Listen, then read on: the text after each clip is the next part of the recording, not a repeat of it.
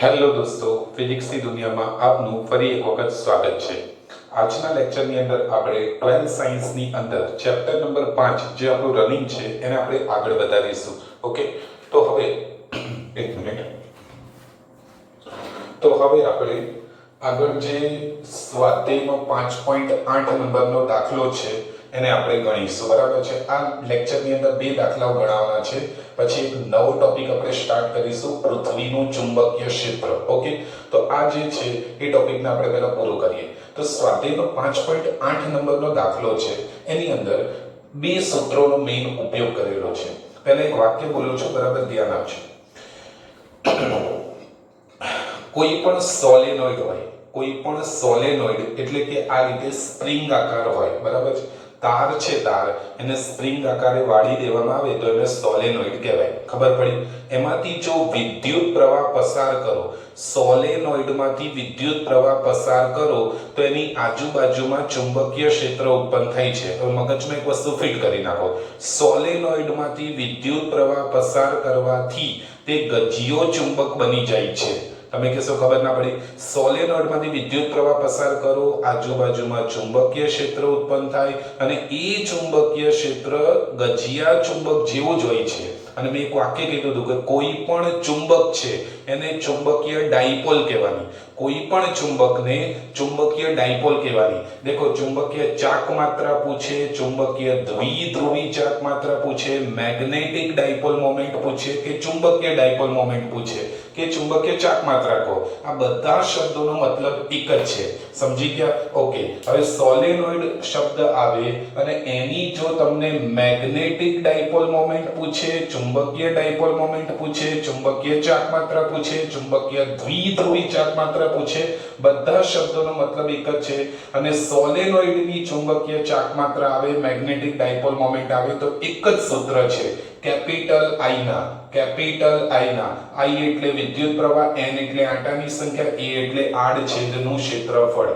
બોલો, ખબર પડી? હા કે ના? ઓકે, તો મેગ્નેટિક ડાયપોલ મોમેન્ટ શોધતા આવડી જાય. હવે કોઈ પણ ડાયપોલ હોય, કોઈ પણ ડાયપોલ, બરાબર છે. દેખો, તમે ચુંબકીય ડાયપોલ બોલો, ગજિયો ચુંબક બોલો કે સોલેનોઇડમાંથી વિદ્યુત પ્રવાહ પસાર કરો, બધાનો મતલબ એક જ થાય. બધી ડાયપોલ જ કહેવાય. કેમ કે n ડાયપોલનો મતલબ શું છે મેં 1000 વખત તમને સમજાવ્યું છે. કદાચ ડાયપોલનો મતલબ થાય બે પોલ. બે પોલ થાય. હવે n અને s, આ નોર્થ પોલ, આ સાઉથ પોલ, તો બે પોલ થઈ ગયા. આ બંને ક્યારે અલગ અલગ હોઈ શકે? ના, હંમેશા જોડે જ હોય. એટલે કોઈ પણ ચુંબક હોય તો એને તમે ચુંબકીય ડાયપોલ કહી શકો છો. બોલો, ખબર પડી? હા કે ના? યસ. ઓકે, હવે અહીંયા આપણે દેખો, પહેલા મેગ્નેટિક ડાયપોલ મોમેન્ટ શોધવાનું છે, એ તો આવડી જશે. હવે કોઈ પણ ડાયપોલને તમે ચુંબકીય ક્ષેત્રમાં મૂકો, કોઈ પણ ડાયપોલને તમે ચુંબકીય ક્ષેત્રમાં મૂકો તો એના પર ટોર્ક કેટલું લાગે છે? તો ટાઉ સદિશ બરાબર m ક્રોસ d. ઘણા લોકો કહે છે ઘણી વખત તમે સૂત્ર આવું લખો છો, કેપિટલ આઈ ના. આના વિશે મેં ઘણીવાર ચર્ચા કરેલી છે. આઈ ના ક્રોસ b. હવે આઈ ના ને m કહી શકાય કે નહીં? હા, તો m ક્રોસ b કહેવાય. ક્રોસ કાઢી નાખો તો શું આવે? sin θ, એટલે mb sin θ થઈ જાય. તો ટોર્કનું સૂત્ર આવડી ગયું. બરાબર. પછી બીજી વસ્તુ કહું, બરાબર યાદ રાખજો. ચુંબકીય ડાયપોલને સમાન ચુંબકીય ક્ષેત્રમાં મૂકો, ચુંબકીય ડાયપોલને સમાન ચુંબકીય ક્ષેત્રમાં મૂકો તો એના ઉપર લાગતું કુલ બળ 0 હોય. હવે દેખો, ચુંબકીય ડાયપોલ બોલું કે વિદ્યુત ડાયપોલ બોલું, સરખો જ જવાબ આવે. તમે કહેશો કઈ ખબર નહીં પડતી. સમજાવો. પહેલું ચેપ્ટર ભણેલા છો? હા. વિદ્યુત ડાયપોલને વિદ્યુત ક્ષેત્રમાં મૂકવું, બરાબર. એ રીતે ચુંબકીય ડાયપોલને ચુંબકીય ક્ષેત્રમાં મૂકવું, બંનેની સ્ટોરી સેમ જ છે. હવે દેખો, તમે સમાન ચુંબકીય ક્ષેત્રમાં મૂકો તો થાય શું તે હું તમને કહું. બરાબર, ધ્યાન આપજો. આ n છે, n એનો ધ્રુવમાન છે. ધ્રુવમાનને p પણ કહી શકાય અથવા qm પણ કહી શકાય. ધ્યાન આપજો. p નો મતલબ થાય પોલ સ્ટ્રેન્થ. શું કહેવાય? પોલ સ્ટ્રેન્થ કહેવાય. એટલે આપણે p કહીએ છીએ. જૂના સિલેબસમાં p હતું, પણ p ઉપયોગ કરેલું છે. અને આપણી ચોપડીમાં NCERT બુકમાં ઘણી જગ્યાએ qm પણ આપેલું છે. બરાબર છે? ઓકે, હવે અહીંયા ધ્યાન આપજો. આ n છે, ચુંબકીય ક્ષેત્રની દિશા કઈ આવે? પહેલા મને કહો. ચુંબકીય ક્ષેત્રની દિશા n થી s આવે. બરાબર. તો આ લાલ કલરથી મેં બતાવ્યું છે, ચુંબકીય ક્ષેત્રની દિશા n થી s છે. અહીંયા એક ગજિયો સોલેનોઇડ છે, એ વિદ્યુત પ્રવાહ પસાર કરીએ છે. દેખો, અહીં શું લખ્યું છે? સમાન ચુંબકીય ક્ષેત્રમાં રાખેલા વિદ્યુત પ્રવાહ ધારિત સોલેનોઇડ માટે. બરાબર છે? વાક્ય એટલા માટે લખેલું છે, સ્ટોરીમાં ખબર પડે. હવે ચલો ફટાફટ દાખલો બતાવીએ. તો સમાન ચુંબકીય ક્ષેત્રમાં તમને વિદ્યુત પ્રવાહ ધારિત સોલેનોઇડ મૂકેલો છે. સોલેનોઇડમાંથી વિદ્યુત પ્રવાહ પસાર કરે એટલે ગજ્ય ચુંબક બની જાય, હા બરાબર છે. અને એ શું કહેવાય, ચુંબકીય ડાયપોલ કહેવાય, હા. એક છેડો n છે, એક છેડો s છે, તો આ s ને n તરફ આકર્ષણ થશે, n ને આ બાજુ s તરફ આકર્ષણ થશે.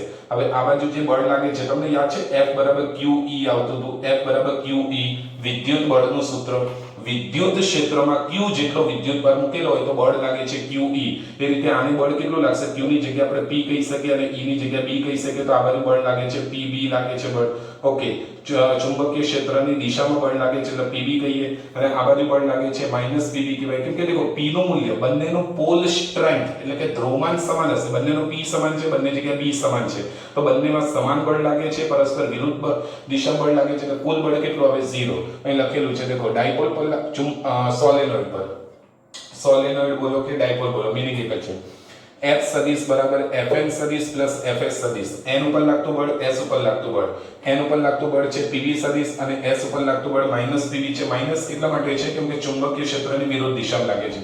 પ્લસ માઇનસ 0 થઈ જશે, ઓકે, બંને કેન્સલ, 0 આવે છે.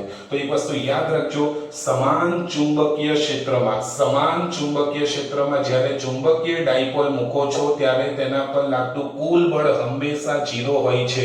કુલ બળ હંમેશા કેવું હોય છે, 0 હોય છે. યાદ રાખજો, સમાન ચુંબકીય ક્ષેત્રમાં જ્યારે ચુંબકીય ડાયપોલ મૂકો છો ત્યારે તેના પર લાગતું કુલ બળ હંમેશા 0 હોય છે. ઓકે, કુલ ટોર્ક કેટલું આવે છે, ટાઉ સદિશ બરાબર m ક્રોસ b આવે છે, એટલે mb sin θ લખી શકાય. બંને વચ્ચેનો ખૂણો 30 આપેલો છે, બરાબર, વેરી ગુડ. sin 30 બરાબર 1/2 થઈ જાય. ચુંબકીય ક્ષેત્રની કિંમત તમને આપેલી છે 7.5 × 10⁻² ટેસ્લા, રકમમાં જોઈ લેજો PDF માં. ચુંબકીય ડાયપોલ મોમેન્ટ નથી આપેલું, એ શોધવાનું છે.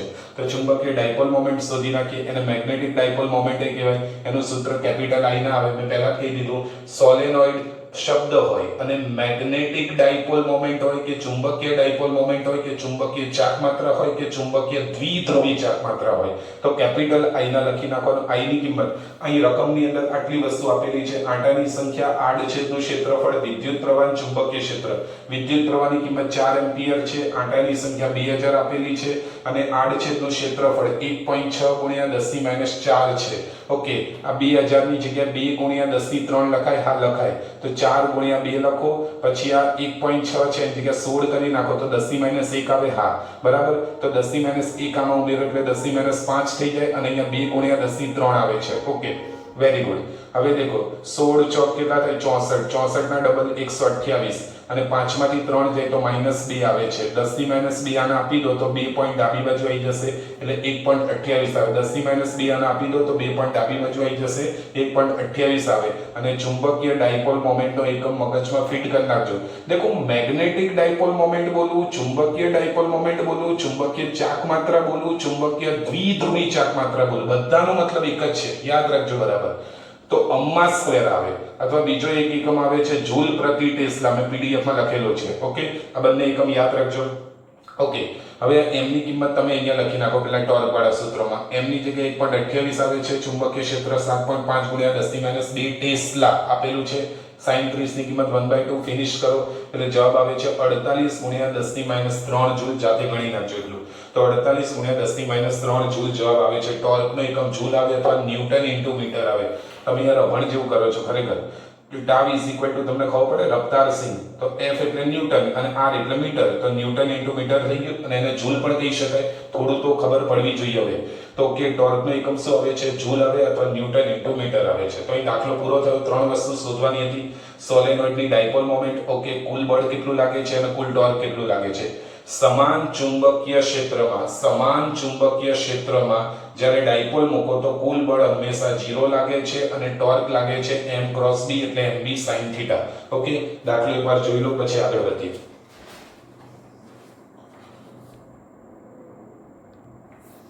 ઓકે દોસ્તો, આગળ વધીશું. હવે પછીનો દાખલો છે, ખૂબ સુંદર છે અને એકદમ સહેલો દાખલો છે, ધ્યાન આપજો. અહીંયા એક વાક્ય લખ્યું છે, આખી રકમ લખેલી છે, તમે PDF માં મેં લખેલી છે, તમે લખી પણ નાખ્યો છે, એકવાર વાંચી લેજો પછી આ દાખલો જોજો. તો ચલો હવે દાખલો સ્ટાર્ટ કરીએ. વાંચી લીધો? ઓકે. એક નાના ગજિયા ચુંબક માટે, એટલે એક નાનો ગજિયો ચુંબક છે એટલે એની લંબાઈ બહુ ઓછી હશે. શબ્દને સમજો બરાબર. શબ્દ શું કહેવા માંગે છે. ઓકે, તો શબ્દ આપણને એવું કહેવા માંગે છે કે નાનો ગજિયો ચુંબક છે એટલે એની લંબાઈ બહુ ઓછી હશે. Very good. એટલે એની લંબાઈ એટલે આપણે L સમજી લો, તો L લંબાઈ બહુ ઓછી હશે. હવે ગજિયો ચુંબક મેં બતાવ્યો છે N અને S. અડધો દાખલો અહીંયા ગણેલો છે, અડધો અને પછીના એપિસોડમાં ગણાઈએ.